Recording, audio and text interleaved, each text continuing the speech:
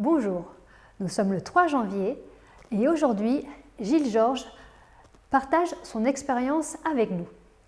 Le titre est « Dieu prend soin de nous » et voici le verset. « Remets ton sort au Seigneur, mets ta confiance en lui, c'est lui qui agira. » Psaume 37 au verset 5.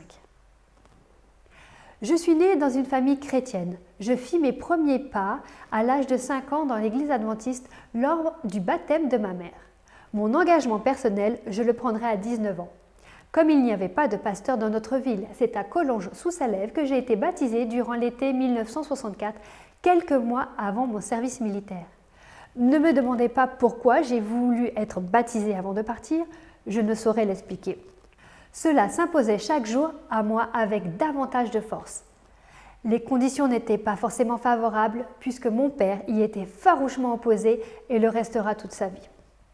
N'ayant pas la possibilité d'être affecté dans une compagnie sanitaire afin de ne pas porter les armes, j'ai fait la préparation militaire en tant que civil chaque dimanche pendant une année, ce qui me donnait la possibilité du choix de l'arme sous laquelle je servirais. Après 3 jours d'instruction à Belfort, j'ai été affectée à une compagnie sanitaire en Allemagne, en forêt noire à Orbe. Nous sommes arrivés de nuit dans une immense caserne de plus de 1000 hommes par un temps glacial. Nous avons été transportés pendant 2 jours dans des wagons à bestiaux et des camions militaires, fatigués, vêtus à Strasbourg de vêtements trop grands pour nous. La seule chose que nous voulions, c'était un lit. L'aventure avec Dieu commença le lendemain matin. Après la visite médicale, on nous dit de passer prendre notre équipement et notre fusil. Je ne comprenais plus grand-chose. Entrée dans la chambrée, j'ai dit « Seigneur, j'ai voulu être fidèle et tu vois où cela me conduit, alors débrouille-toi. » Prendre Dieu au mot, c'est sans doute ce qu'il attend de nous.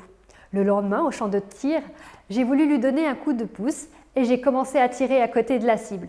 Excédé par mon comportement, le capitaine m'a envoyé à l'infirmerie. Un verset trottait dans ma tête. Confie ton sort à l'Éternel. Après avoir essayé pendant une demi-heure toutes sortes de lunettes, l'infirmier sortit sa fiche sanitaire. À sa grande stupéfaction, il découvrit que j'avais 2 dixièmes à un œil et 3 à l'autre.